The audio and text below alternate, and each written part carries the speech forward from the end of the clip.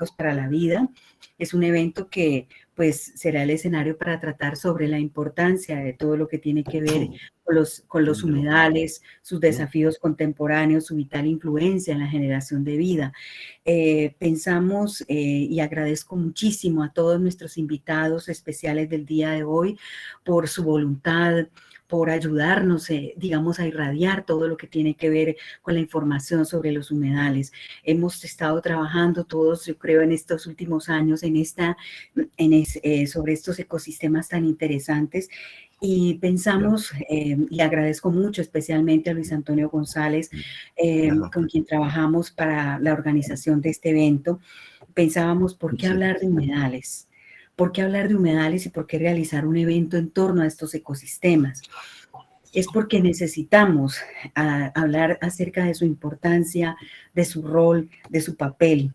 Cumplen diversas funciones físicas, químicas, ecológicas, sociales y posibilitan una gran cantidad de beneficios para nosotros los seres humanos y los demás seres del planeta. Prácticamente nos ayudan a estabilizar las costas, protección contra tormentas, reposición de aguas subterráneas, depuración de aguas, toda una cantidad de elementos que se incorporan entre esas funciones y por supuesto son escenarios de investigación. Son escenarios donde converge la vida, donde la flora y la fauna de nuestros territorios se aúna y, por supuesto, digamos que proporcionan toda una cantidad de elementos para nosotros los seres humanos. Lastimosamente, pues durante las últimas décadas los humedales se han visto severamente afectados por el incremento de la frontera agrícola, la urbanización, el crecimiento económico, la contaminación y muchos otros problemas desacertados de planificación que han llevado a su deterioro y desaparición. Durante esta jornada, a todas las personas que aquí nos acompañan, pues vamos a compartirle una información muy importante, resultado de las investigaciones de todos estos investigadores, de todos estos profesionales, doctores, que se han especializado en estos temas y que nos van a ilustrar a partir de todos esos estudios tan lindos que han hecho en sus países sobre nuestros humedales. Son expertos que han trabajado sobre estos ecosistemas y de nuevo les agradecemos muy especialmente esta ayuda que nos proporcionan y el haber aceptado la invitación. Bueno, en primer lugar, entonces vamos a darle un saludo muy especial a la doctora Irene Weiss, quien es bióloga egresada de la Facultad de Ciencias Exactas y Naturales de la Universidad de Buenos Aires, especializada en ecología en Oregon State University de los Estados Unidos y posgrado internacional en evaluación de impactos ambientales de la Universidad Nacional Autónoma de México. Fue becada por la Organización de los Estados Americanos.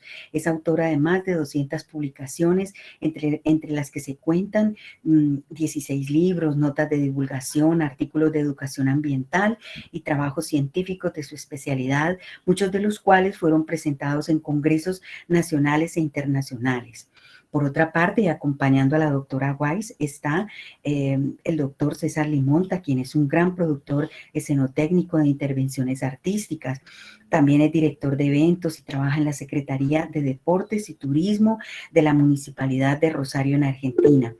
Su conferencia con la que nos van a acompañar el día de hoy es Humedales del Río Paraná como ecosistemas estratégicos, situación actual por la bajante extrema con quemas de pastizales y bosques aledaños.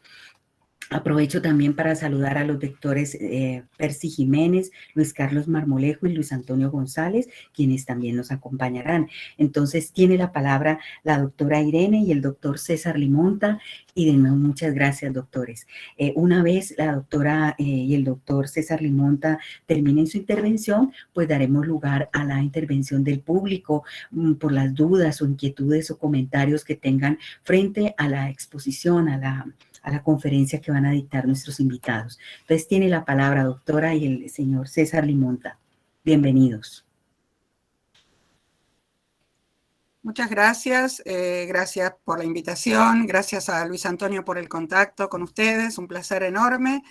Quería, bueno, decir dos cosas. Lo primero es que donde dice Gerardo Faniza debe decir César Limonta, está en una computadora de un estudio de grabación, porque bueno, lo tomamos en el medio del trabajo, acá son 2 horas más en la Argentina. Y la segunda cosa, quería preguntarles cuánto tiempo tenemos, ahora son las 11, casi 10, cuánto tiempo tenemos para la exposición. 45 minutos, profesora. ¿Cómo? 45 Perdón. minutos. 45 Perfecto. minutos, sí señora. Perfecto. César, no sé si querés saludar algo antes de que yo empiece. Sí, buenos días a todos, muchísimas gracias, es un placer para mí estar con todos ustedes, personalidades.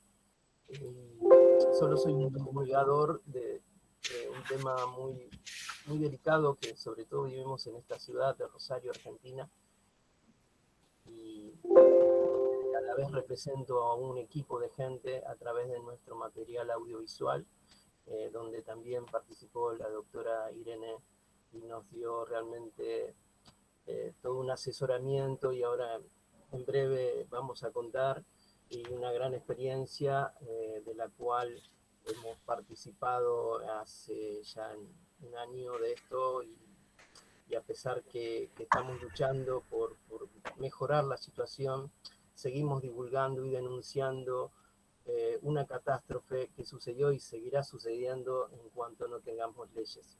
Así que bueno, para meternos en el tema, qué mejor que escuchar a Irene, que es una especialista y una reconocida científica a nivel mundial. Gracias, César. La verdad que, bueno, el trabajo que hizo César, voy a compartirles pantalla. A ver si puedo ver, déjenme ver, porque yo no estoy, les aclaro que no estoy familiarizada, nosotros no usamos el Meet, usamos otro tipo.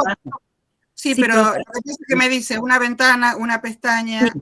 Hay en la parte de abajo, al lado de la manito, una flecha hacia arriba.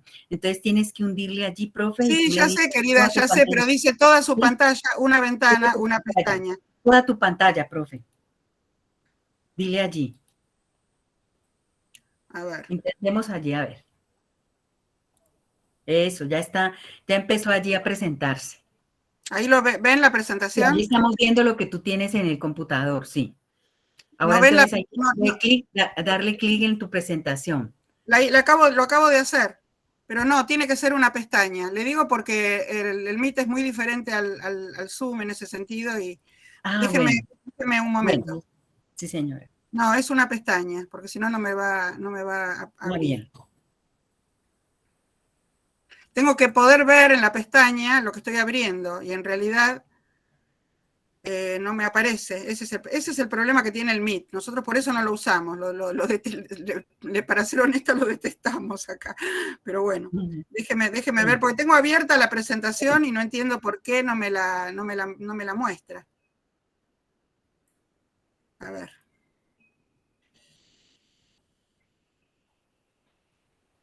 Voy a hacer otro intento.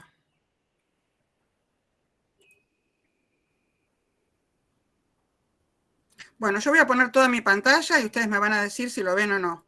Yo ahí tengo presentación. Ahí ven el PowerPoint. Ahí vemos el PowerPoint, sí. Perfecto. Eso, perfecto, profesora. Perfecto. Bueno, muy bien, muchas gracias. Bueno, perdón por la demora, pero bueno, esos son gajes del oficio de la virtualidad.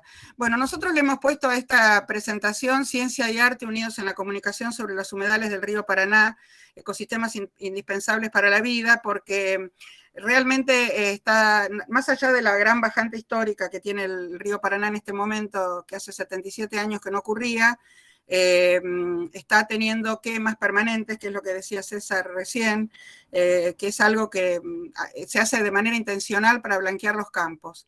Entonces, lo que yo les quería comentar es que, digamos, estas consecuencias de esta situación actual afectan muchísimo. Fíjense las quemas enfrente de la ciudad de Rosario, donde vive César. Rosario está aproximadamente 300 kilómetros de la ciudad de Buenos Aires, la capital de la Argentina, y Rosario es la segunda ciudad en importancia en el país. Está en la provincia de Santa Fe, que su límite sur, el límite sur de Santa Fe limita con la provincia de Buenos Aires, para los que no son de la Argentina, y nosotros tenemos una serie de especies migradores de importancia comercial y cultural desde la época de los pueblos originarios, que son endémicos de esta zona y que se están viendo muy afectados por esta situación. Un momento que siempre me pasa cuando, a ver, con el Meet, Cuando tengo que pasar las diapositivas, bueno, me suele pasar esto. Bueno, el río Paraná entonces nace en el macizo central brasileño, tiene 4 tramos, el Paraná superior que llega hasta la actual presa de Itaipú. Esto es por una cuestión de hidrogeomorfología. Antes había acá unos saltos del Guaira, la palabra en guaraní, en el idioma original, y los siete caídas en español, 7 quedas en portugués. Luego viene la triple frontera, donde están las cataratas del Iguazú, el Alto Paraná, acá ya empieza la Argentina, a partir de la desembocadura del río Paraguay, que nace en el Gran Pantanal del Mato Grosso. Este tramo se llama Alto Paraná, después del Paraná Superior. Luego tenemos el Paraná Medio y finalmente el Paraná Inferior. Acá está la provincia de Santa Fe, la ciudad de Rosario está aquí, no sé si lo ven porque está la barra de compartir. Acá está la ciudad de Rosario, acá está la ciudad de Buenos Aires. César está acá, yo estoy acá.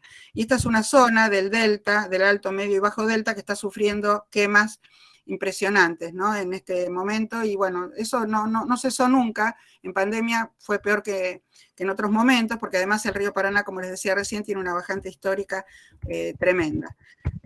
No me está permitiendo el Meet avanzar con las diapositivas, así que voy a tener que volver atrás.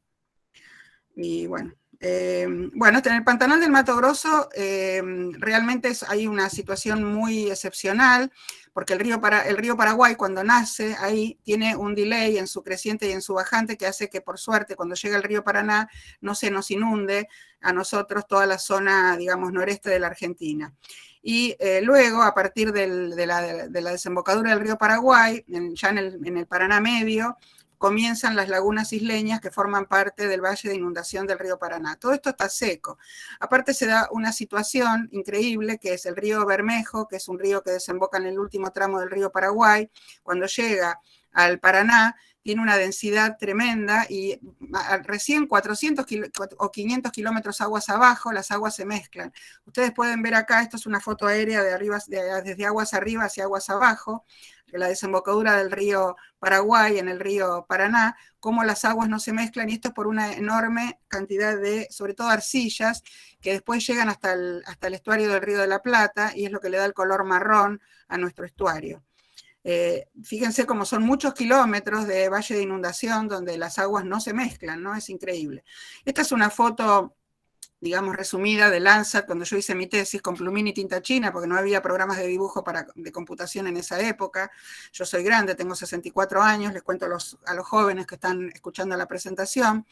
Entonces, bueno, está muy casero esto, pero bueno, lo quise mostrar porque es un esquema de mi tesis. La letra B es la ciudad de Paraná, la letra A es la ciudad de Santa Fe, C es el puerto de Santo Tomé en Santa Fe, y todo esto que ustedes ven en negro es agua. El río Paraná, en condiciones naturales de creciente, tiene agua. No sé, hay alguien que está con el micrófono abierto, no sé si escucha. Y el valle de inundación del río es todo esto. Bueno, todas estas lagunas en este momento están secas, algunas de las cuales tienen forma de media luna, como ustedes ven acá, son restos de un antiguo meandro del río Paraná, que bueno, cuando queda, digamos, bloqueada la salida o la entrada, se forman lagunas en forma de media luna, y es bastante común eso. Se llaman, en inglés se les dice Oxbow Lakes, por ejemplo, en el río Nilo, y en castellano nosotros lo llamamos madrejones. Para que ustedes vean cómo es la situación, el río Paraná es el único río en el mundo que tiene inversión de las riberas. Es uno de los Mighty Rivers of the World, o sea, uno de los grandes ríos del mundo, como fue catalogado en las publicaciones internacionales. Mighty es el superlativo de grande, como ustedes saben. Y si bien hay algunos ríos que sí tienen valle de inundación de un solo lado, no es lo normal, pero digamos, hay algunos grandes ríos que lo tienen de un solo lado. En el caso del Paraná, además de tener el valle de inundación de un solo lado, cambia la ribera por una cuestión de hidrogeomorfología cuando desemboca el río Carcarañá. Fíjense que acá hay prácticamente un ángulo recto. Entonces, por la fuerza de Coriolis, de rotación de la Tierra, en este momento, en esta situación acá más al norte, la ciudad de Paraná tiene una barranca, erosiona de este lado el río, deposita los sedimentos enfrente y así sucesivamente hasta llegar a la desembocadura de este río donde se forma este ángulo recto. Entonces, por el tipo de línea de falla del río, en este momento, así muy cerca de la ciudad de Rosario, aguas arriba, ahí donde vive César, el río erosiona de este lado y deposita enfrente y se va ensanchando el valle de inundación, de tal manera que cuando llega a Rosario Victoria, ven que la barranca acá pasa de Corrientes, aguas arriba, después Paraná, Santa Fe, aguas abajo. Acá hubo que hacer un corte porque no entraba sino en la figura. Cuando llega a Rosario Victoria, que es la ciudad enfrente, que en este momento está todos los alrededores secos, donde están produciéndose las quemas, Rosario tiene barranca, ¿no? Ahí está el famoso monumento a la bandera, que es muy, muy conocido en todo el mundo, ¿no? El monumento a la bandera argentina. Bueno, para resumir un poco lo que ocurre con estos peces y con la tremenda situación que estamos viviendo, todos estos peces que ustedes ven acá son peces migradores. Nosotros hace muchos años atrás, más de 30 años, cuando tuvimos que marcar los peces, usamos este tipo de marcas. Hoy se usan microchips que los ponen como con un abrochador y los siguen por satélite, pero en esa época la Argentina no tenía satélites propios, como tiene ahora. Entonces, yo cuento todo eso en este libro con una colega que se llama Marina Drioli, que se llama, bueno, el editor le puso peces que viajan, pero en realidad yo le había puesto peces migradores del río Paraná. Entonces, acá tienen, por ejemplo, el famoso dorado, que había tamaños extraordinarios, que ahora prácticamente no se están pudiendo ver por la falta de las lagunas donde se reproducen estos peces. El dorado tiene una situación particular, que además es el pez que, digamos, más fósil viviente, entre comillas, digamos, se podría decir, o sea, un relicto evolutivo, porque tiene toda esta parte de la cabeza soldada, como tenían los peces antiguos, o sea, todos los fósiles muestran peces con huesos soldados y con placas. Bueno, el dorado es no solamente importante desde el punto de vista ambiental y cultural, sino también desde el punto de vista paleoictiológico, ¿no? Bueno, después los pacúes son peces que son herbívoros, que están necesitando de los frutos de la Araucaria paranensis, que es un árbol que prácticamente lo han sacado de las riberas para hacer barrios privados, countries, y han reemplazado todo eso por pasto inglés, o sea que la gente que cree que está en contacto con la naturaleza, en realidad lo que está en contacto es con todas plantas de artificio, ¿no? De otros lugares. Después lo que llamamos el surubí pintado, es este que ustedes ven acá, que también estos tamaños son fotos de aquella época, ¿no? Fíjense de una fiesta nacional del surubí, estos tamaños tan gigantes que hoy ya no se están pudiendo encontrar. Y también la otra especie de surubí, que es el surubí atigrado o rayado. Después tenemos los sábalos. Los sábalos son peces que tienen una gran importancia ecológica porque son iliófagos, o sea, son comedores de barro, traen grandes cantidades de barro y lo que hacen es algo parecido a lo que hacen las lombrices de tierra en la aireación de la tierra, digamos, fuera del agua, ¿no? El pez va por el fondo, traga enormes cantidades de materia orgánica y se aprovecha el detritus y elimina la materia inorgánica. Entonces es un limpiador increíble de fondo y tiene mucha cantidad de grasa, con lo cual es muy importante como fuente de harina de pescado para hacer alimento balanceado para otros animales, como por ejemplo para las granjas de pollos. Bueno, después el patí es otro pez que tampoco se ha podido, un bagre grande que tampoco hay de estos tamaños ya, el manguruyú que prácticamente desapareció. Hace poco se capturó uno enorme, pero bueno, lo sacaron del agua y fue un caso muy excepcional, pero son peces que, como les decía, están desapareciendo porque su ciclo de vida es el siguiente. Esto es lo que nosotros hemos podido con mi director de tesis dilucidar después de la marcación. Esto hace muchos años atrás, ¿no? Este es todo el canal de inundación del río. Esto después fue publicado por eso está en inglés, en una revista que se llama Regulated Rivers Research and Management. Y entonces esta es el área de alimentación de los peces cuando están maduros sexualmente, con la flecha blanca van contra la corriente buscando aguas más cristalinas, con fondo más pedregoso, con saltos y cascadas. Aquí las hembras depositan los óvulos, los machos produce el esperma, y una vez que se forma el huevo, nace una larva y de ahí nace un pequeño pez que se llama levino y entra a las lagunas isleñas de un solo lado, como les decía recién, de un lado o del otro, depende de qué parte de la cuenca baja de la Argentina estemos, y esta es un área de crianza donde estos peces permanecen de acuerdo con la especie 1 o 2 años y con las bajantes siguientes, ya una vez que están con un tamaño que pueden defenderse de los peligros del canal principal del río, volver y con la flecha negra ya van a alimentarse al delta del río Paraná o a la boca del estuario del Plata, del río de la Plata, para volver a hacer otro ciclo, o sea, así se reproducen. Aquí dice lagunas, madrejones del valle de inundación. Área de alimentación, área de reproducción y área de crianza, ¿no? Bueno, eso nosotros lo hemos publicado. Esto es otro trabajo que hicimos porque realmente la coalescencia de estas lagunas, cuando están en creciente y se llenan de agua, es muy importante porque, bueno, con la creciente estos pececitos pueden entrar acá y con la bajante quedan totalmente aislados. Lo negro es del agua que queda con una bajante normal, no con esta bajante histórica, porque ahora prácticamente agua no hay. Entonces aquí es donde logran encontrar todos sus crustáceos y sus insectos, todo lo que tienen para alimentarse hasta que llegan a un tamaño adecuado para resguardarse de los grandes predadores del río Paraná, como por ejemplo los dorados. Los dorados son el tope de una de las cadenas alimentarias, ¿no? Y lo que ha ocurrido también, además de las quemas que están pasando ahora, históricamente, nosotros, esto también es parte de un trabajo posterior que publicamos con otro colega en esta misma revista que les decía, Regulated River Research and Management, nosotros teníamos 6 meses de bajante y 6 meses de creciente y 6 meses de bajante. Esto está en inglés, o sea que la J es enero, January, ¿no? Los demás meses tienen la misma inicial del año, y acá tienen la altura hidrométrica, o sea, la altura respecto del hidrómetro que mide el Servicio de Hidrografía Naval de la Argentina.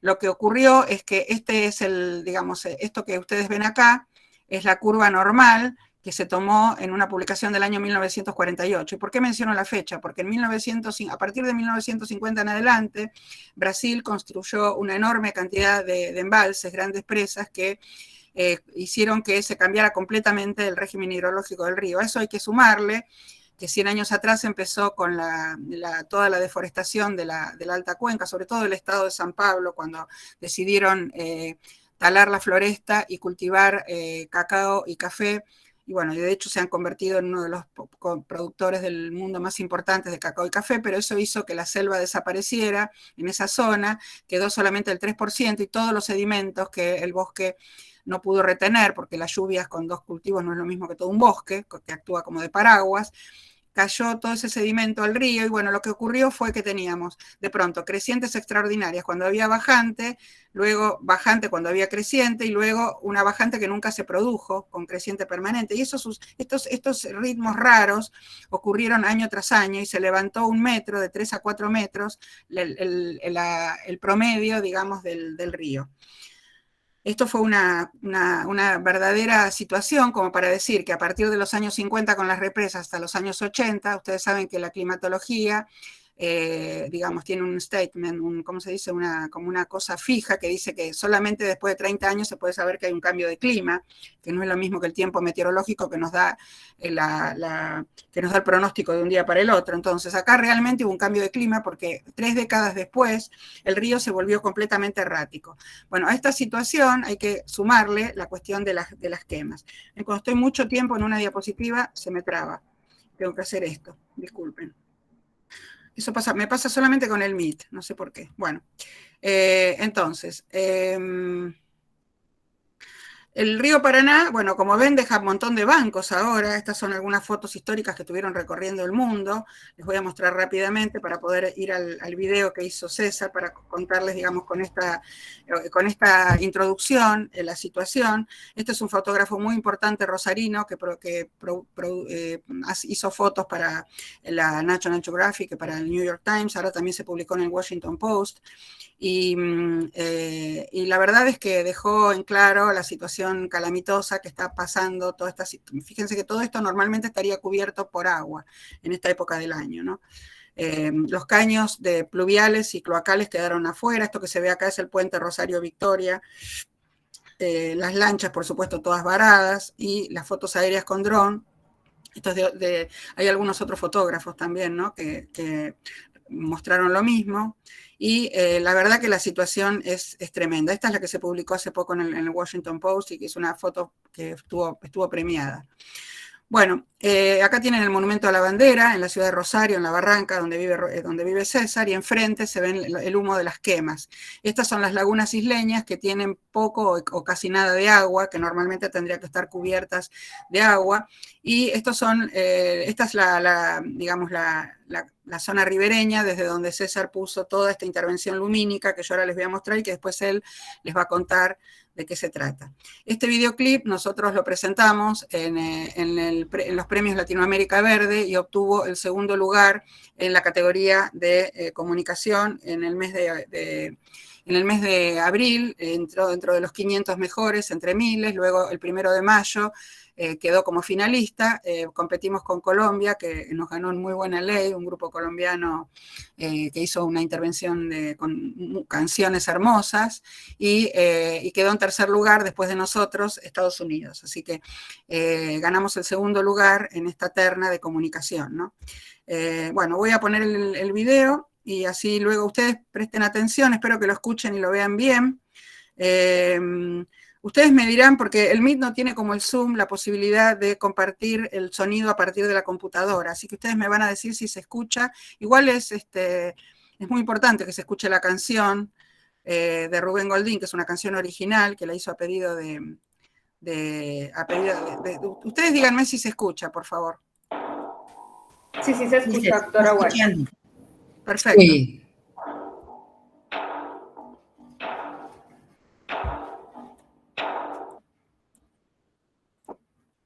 Perdón.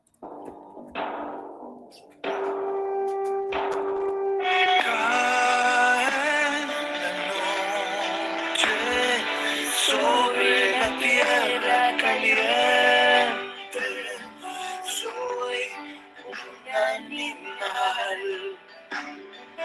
Debo escapar de esta gente. ¿Dónde estás, mi amor? ¿Dónde han quedado los nidos de mi corazón? Veo la sangre en el río. Fuego en las manos, fuego en la boca. Entre las llamas el diablo sopla. Humo en el aire, cenizas flotan. Hombres sin alma entre las sombras. ¿Dónde estarás, mi amor? ¿Dónde han quedado los niños de mi corazón? Veo la sangre en el río.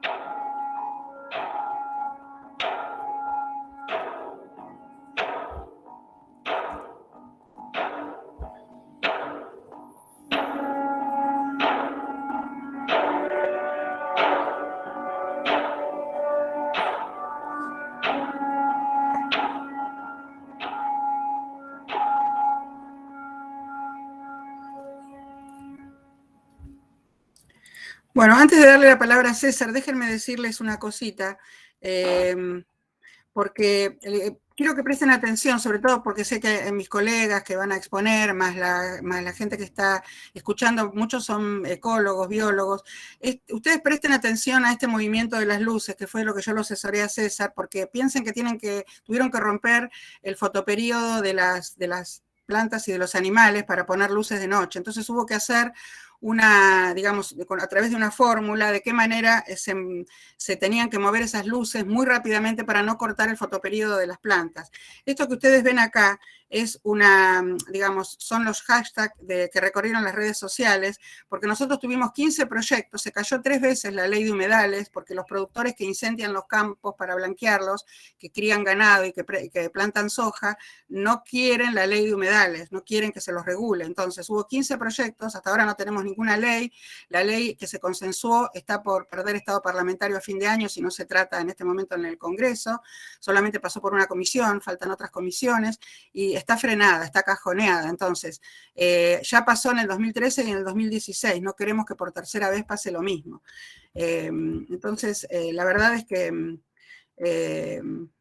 bueno, yo no quiero sacarle tiempo a César porque le quiero dejar que él hable, pero quiero que sepan que tenemos también el backstage donde se ve todo esto, todo este asesoramiento, digamos, que yo le hice a César, para que ustedes sepan. No lo voy a pasar, pero sí, lo único que les puedo decir es que yo trabajo con mis alumnos de grado y de posgrado, con los principales paradigmas de estudio de los ambientes de aguas corrientes rápidas de los ríos, el concepto de continuidad de los ríos, el concepto de discontinuidad seriada por los embalses, el concepto de espiralado de los nutrientes y el concepto de pulso de flujo por crecientes y bajantes. Todo esto yo ya no lo voy a poder tratar más con mis alumnos si el río no vuelve a la normalidad.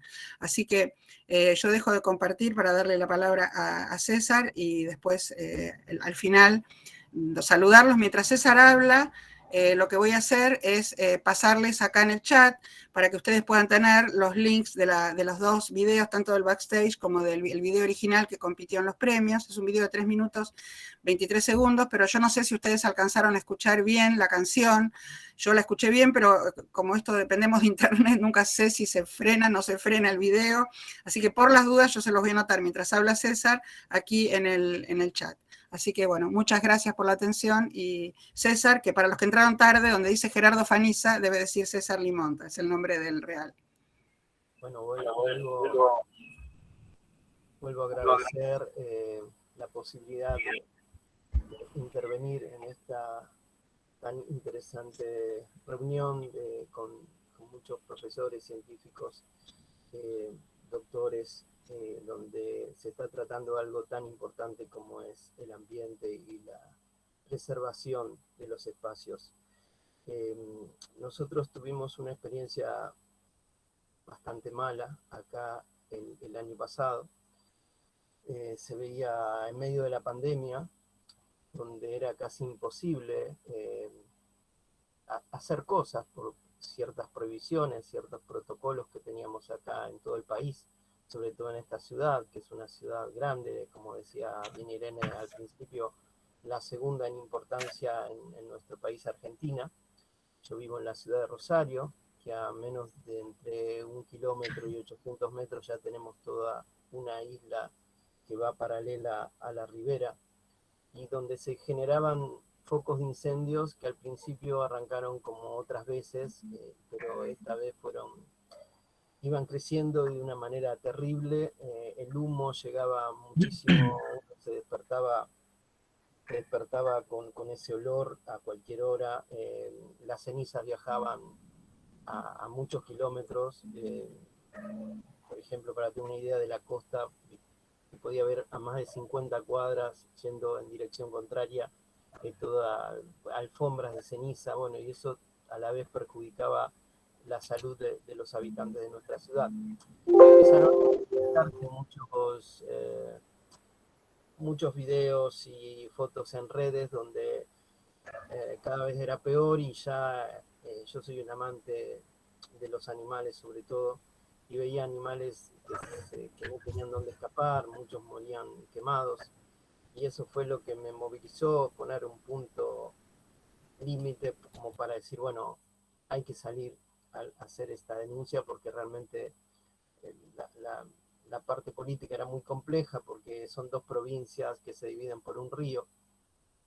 Y bueno, de un lado nada, el otro tampoco, así que bueno, decidí ponerme a organizar medianamente una intervención, que al principio contó solo de luces. Busqué un tema musical, la idea era, como realmente las quemas se producían a la noche, yo pensé en buscar esos culpables a través de la iluminación. Era un sentido, por supuesto, figurativo. Utilizamos muchos seguidores, casi 300 metros de luces móviles, y bueno, necesitaba un tema musical. En esa ocasión yo lo convoqué a uno de nuestros grandes cantantes, Rubén Goldín.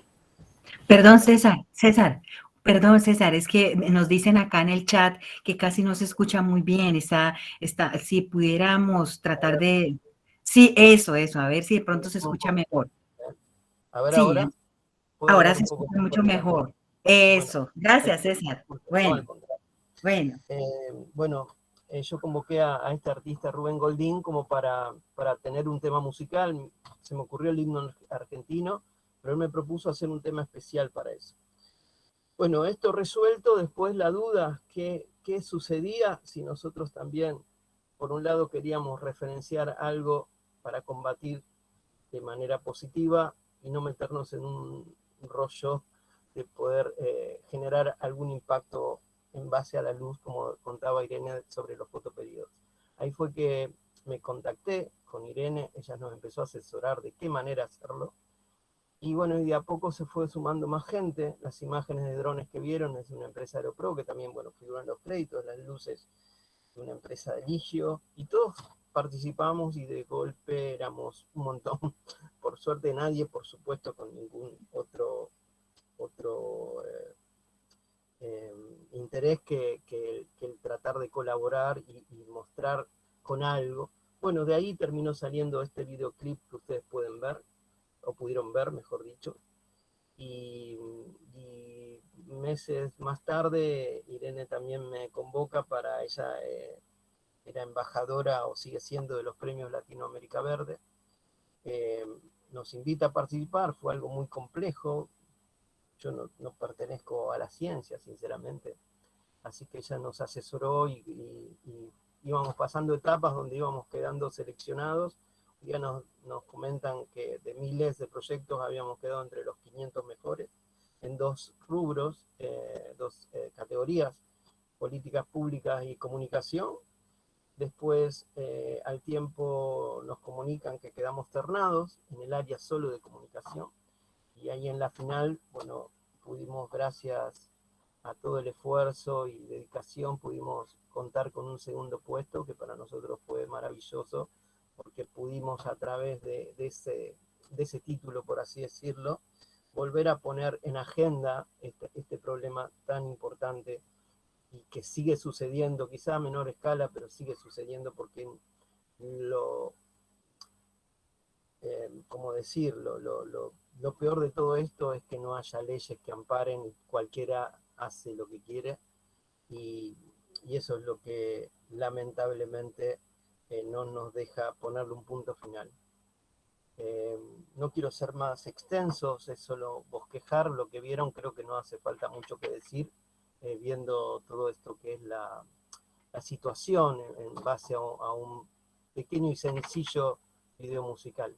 Así que les agradezco muchísimo haber podido manifestarme y contarles más que nada todo lo que pasamos, y ojalá que no vuelva a suceder. Así que les vuelvo a agradecer a todos.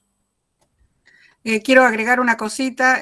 Bueno, me faltó la diapositiva final, a ver si logro mostrarla, pero si no, bueno, les puse ahí, dice muchas gracias. Hay un carpincho, un capibara, que es el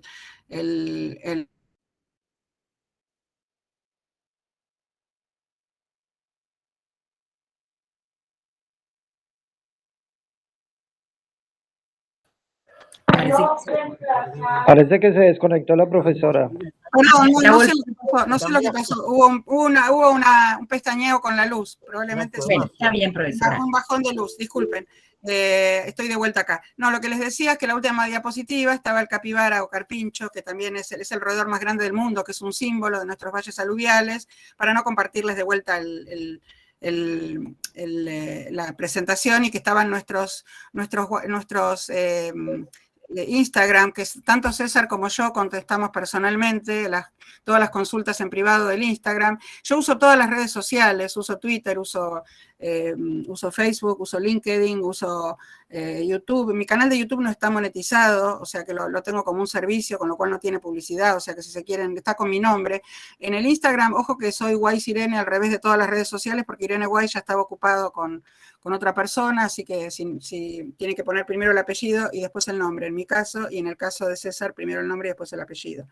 No, quería simplemente decirles que para mí, bueno, fue un placer, estamos a disposición para escuchar las preguntas, que estamos cumpliendo a rajatabla exactamente con el tiempo que nos dieron de 45 minutos, y decirles que, bueno, estamos a disposición. Yo, la verdad que en las otras redes sociales tengo ayuda, tengo que confesarlo. Una tesista mía me maneja el Twitter, el LinkedIn, el Facebook, porque la verdad que no me da tiempo para todo, y entonces yo porque son los que contestamos nosotros personalmente, por si tienen consultas o cosas privadas que preguntarnos lo que deseen. Así que a disposición para lo que necesiten. Fue un enorme placer, la verdad, para mí ayudarte, César. Vos ya lo sabés, lo digo públicamente una vez más. Y la verdad es que para mí, yo aprendí muchísimas cosas de arte. Yo creo que acá todo, como decía Einstein, todos somos ignorantes, solo que en cosas diferentes. César aprendió de ciencia, yo aprendí de arte, y él es un gran escenotécnico, uno de los más grandes de Latinoamérica, yo podría decirles de la Argentina, sin duda. Él es el que hace todos los mapeos, los mapping en el Monumento a la Bandera, cuando fue la Copa América con Messi, que es rosarino, cuando es el Día de la Bandera, cuando es el... Y así que no sé si estoy teniendo eco, no sé qué pasa. Mejor me dejo que pregunte. Bueno, entonces ahora las preguntas, por favor, entonces pueden intervenir. Yo también tengo eco. Ya se puede hablar, había un asistente con el micrófono abierto. Bueno, entonces estamos atentos a las preguntas aquí en el chat.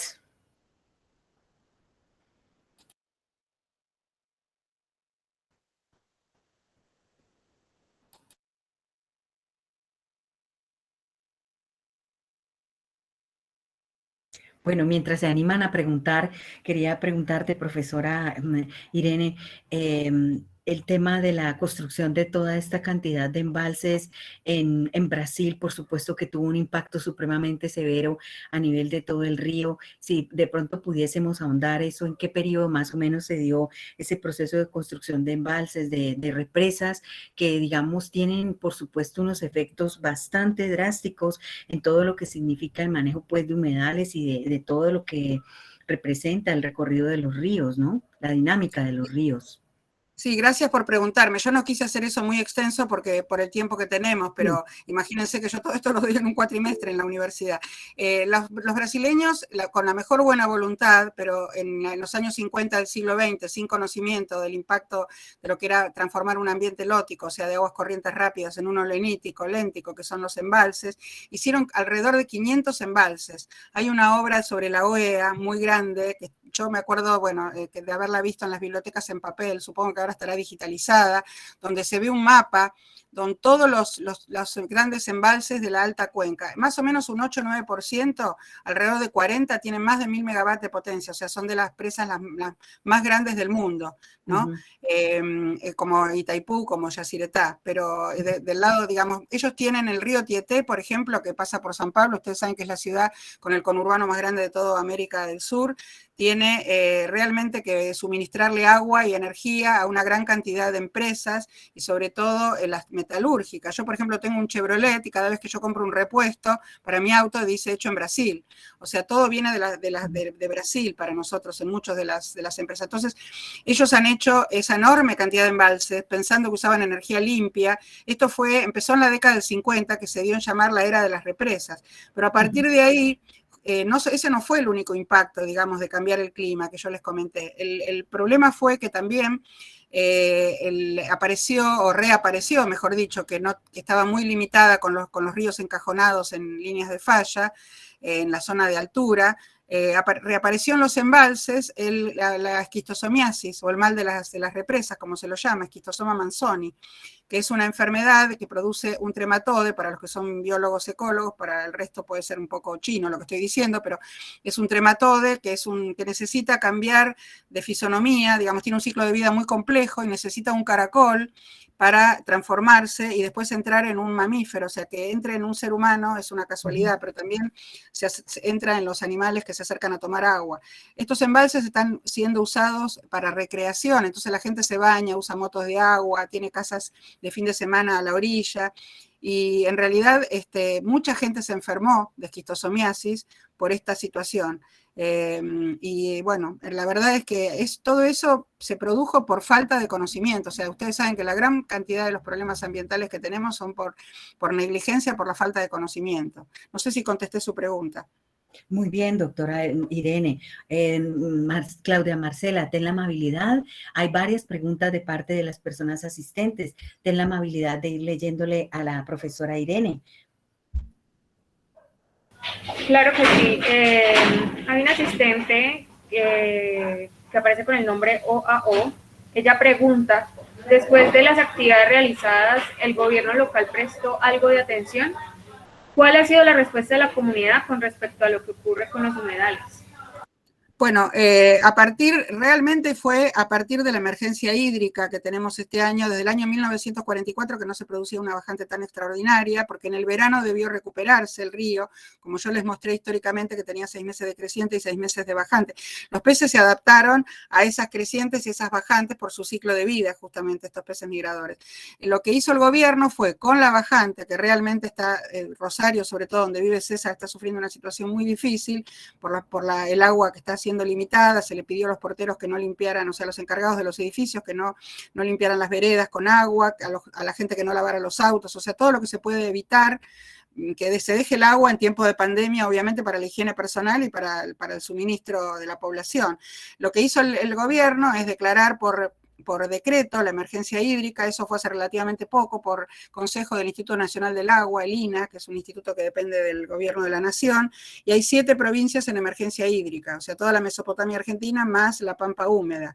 O sea, mi provincia, que es Buenos Aires, la provincia de César, que es Santa Fe, Corrientes, Misiones, Entre Ríos, Chaco, Formosa. Esas son las provincias en emergencia hídrica con un presupuesto especial para salvar el problema. La cuestión es que el agua no es fácil de recuperar. Y quiero aclarar que también esto es producto de un modelo de producción que empezó en los años 90, que pasó en otros países de América Latina también, que fue el modelo sojero.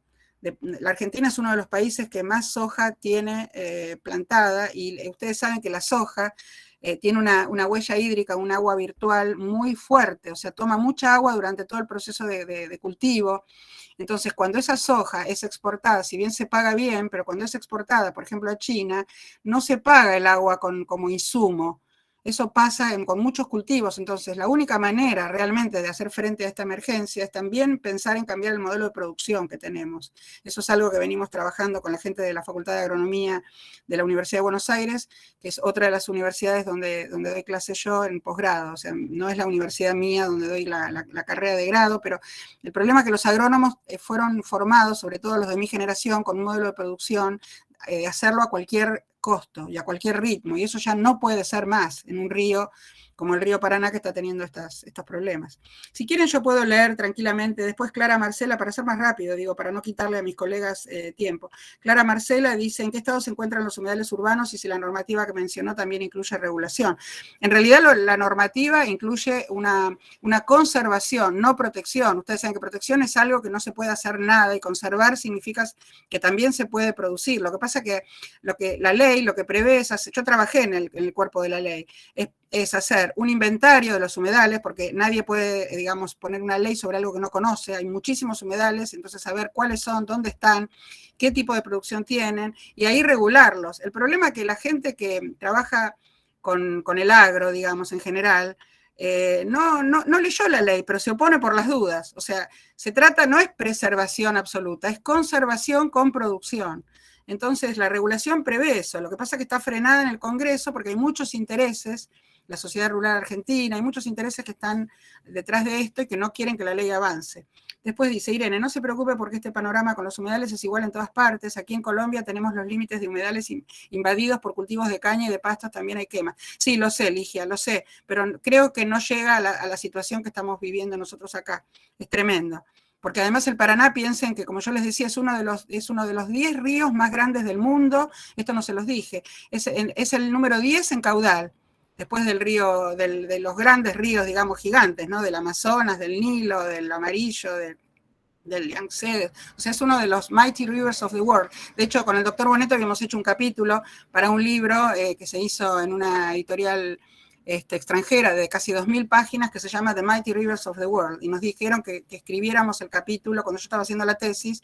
Boneto me pidió ayuda a mí porque él no manejaba muy bien el inglés y bueno, había que hacerlo en inglés. Después, Henry dice, en caso de que se hayan introducido especies exóticas, ¿qué efectos han tenido? Bueno, lo que ocurrió, sobre todo en Itaipú, fue que, ustedes díganme cuando tengo que cortar por el tiempo, pero quiero contestar lo más rápido que pueda. Profesora, bien pueda, responda usted las preguntas con tranquilidad. Ok, a ver, en el Paraná fue que como estas presas de los años 50, salvo una o dos, por ejemplo como Itaipú y alguna otra más pequeña, que han hecho dispositivos de paso de peces, lo que en inglés se llama fishways, que son escaleras y ascensores para peces.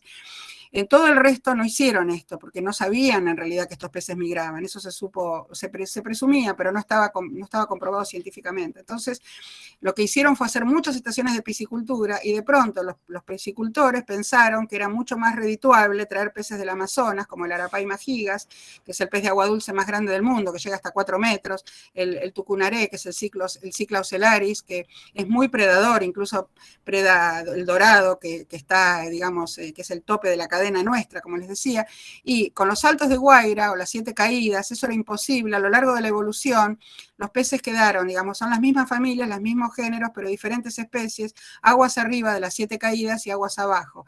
El doctor Boneto había hecho un índice de similitud entre las especies y le dio solamente el 1% entre el Paraná superior y los tramos inferiores de nuestro río Paraná. El problema fue que a partir de Itaipú, que es enorme, cuando tienen que abrir las compuertas porque hubo crecientes grandes, lo que ocurrió fue que estos peces pasaron cómodamente a través de esos toboganes, que son los vertederos, y entonces se nos llenó la Argentina de peces exóticos. ¿Alguien tiene el micrófono? Sandra Franco tiene el micrófono prendido. Disculpen, pero no sé, si no, no me van a escuchar. Entonces, lo que ocurrió fue que también, no solamente aparecieron estos peces amazónicos, sino que también aparecieron peces como la tilapia del Nilo, por ejemplo, que también introdujeron, porque de pronto pensaron, bueno, ¿cuáles son los peces grandes a nivel mundial que con menor gasto de alimento balanceado producen mayor cantidad de toneladas de proteína? Entonces, trajeron la tilapia del Nilo, por ejemplo. Entonces nos aparecieron tilapias del Nilo cuando en la Argentina nunca fueron introducidas, y eso se comprobó que pasaron a través de Itaipú. Otro caso fue, por ejemplo, el caso de lo que nosotros llamamos la corvina de río, que no tiene nada que ver con la corvina marina, simplemente se parece físicamente, pero es otra familia, que apareció un tamaño muchísimo más grande. de pronto en la ciudad de Corrientes, que era donde el director, doctor Boneto era director del Instituto, del Centro de Ecología Aplicada del Litoral, una unidad ejecutora de nuestro CONICET. Boneto ya falleció, pero en ese momento él le llamó la atención, llamó a todos los ictiólogos argentinos, y cuando siguieron las claves dicotómicas, vieron que estaba registrado solo para Brasil, y que nosotros acá, o sea, en Brasil se llama la pescada de Piauí, porque era el lugar donde se hizo el primer registro, y en realidad era el mismo género, pero otra especie. No los quiero llenar de nombres de latín, porque hay gente acá que no es bióloga, ¿no? Pero era el mismo género, otra especie, o sea, emparentado, pero, digamos, si se cruzaban dejaban una descendencia híbrida, o sea, no eran fértiles, con lo cual, en realidad empezaron a aparecer esos peces acá que nosotros no teníamos registro previamente. O sea, ese es uno de los efectos, para contestarle rápidamente a Henry. Después, Vianet Pérez dice, ¿cómo se podría obtener recursos para mejorar o limpiar los humedales sin tener que titulárselos los entes territoriales? Bueno, estos permiten o cambian su uso y se pierde el humedal. Bueno, no, es una gran pregunta, que es una lucha permanente, que hay que seguir mostrando esto, seguir recurriendo a influencers, a gente, por suerte César tiene muchos contactos, influencers, artistas muy conocidos de la Argentina que lo compartieron en sus redes y que por esto se pudo saber, incluso llegó por un canal argentino, Telefe, que tiene su canal internacional hasta Estados Unidos, ¿no? A través de Telefe Internacional, o sea que el video dio la vuelta al mundo en realidad, pero el problema es que todos nos dicen los de afuera qué tenemos que hacer, y en la Argentina parece que a veces las autoridades prefieren ver cuáles son los lobbies y no meterse con esos lobbies, ¿no? Por ejemplo, con la Sociedad Rural Argentina. Además hay otro tema con respecto a esto, que no es solamente son los agroexportadores o la gente que cría ganado o cultiva soja, es gente que quiere hacer emprendimientos inmobiliarios, o sea, rellenar los humedales porque dicen que son un criadero de mosquitos y de tábanos, o sea, solamente por eso, pero en realidad son la esponja que permite que se retenga agua en las crecientes, ¿no? Después Dayana dice, ¿cuándo nuevamente los tendremos por este lado? Encantada con la charla. No sé, Dayana, la verdad que no depende de mí, veremos. Henry, ¿qué impactos ha habido en la navegación? Bueno, ustedes saben que el río Paraná es hidrovía, justamente, y hay grandes barcos acoplados, como con camiones.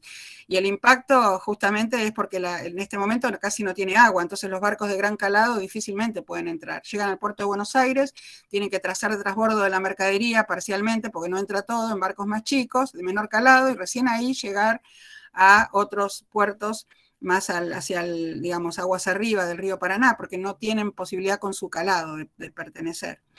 Después, desde el lado artístico se han mantenido actividades. Dice, sí, AO, no sé si César quiere contestar eso. Y a ver, termino con las últimas que están acá, las acciones. Esto, bueno, creo que ya lo comenté, de los predios privados. Estas algunas ya los fui comentando. Bueno, ¿cómo filtran agua los humedales? Si querés en algún momento, Dayana, seguime en las redes, en Instagram, y te mando un montón, te mando 30 papers para que puedas leer sobre eso, porque acá el tiempo la verdad que no nos da para contarte, es un tema muy largo, pero es una esponja, el humedal es una esponja realmente. A ver, me dicen los chicos, Ligia, en el Valle del Cauca, en Colombia, hay normalidad que regula el uso de los humedales. Sí, yo sé que están mucho más avanzados que nosotros en ese sentido. Bueno, el Cauca es un río más chico, piensen en eso, ¿no? Ustedes tienen que pensar en un río, el Paraná es casi como el Orinoco, ¿no? O sea, es de más longitud, pero ancho como el Orinoco. Y Diego dice, a propósito de la esencia del carpincho en el río Paraná, que también lo hay en Colombia, en Venezuela, sí lo sé, siento una gran preocupación en la distribución de las especies a causa de la fragmentación de los ecosistemas. La legislación de manera local la veo como un impedimento, ya que el problema es continental y común a todos los países, debería tener una mayor presión. Bueno, esto no es pregunta, ¿no? Por supuesto, es un comentario, estoy totalmente de acuerdo.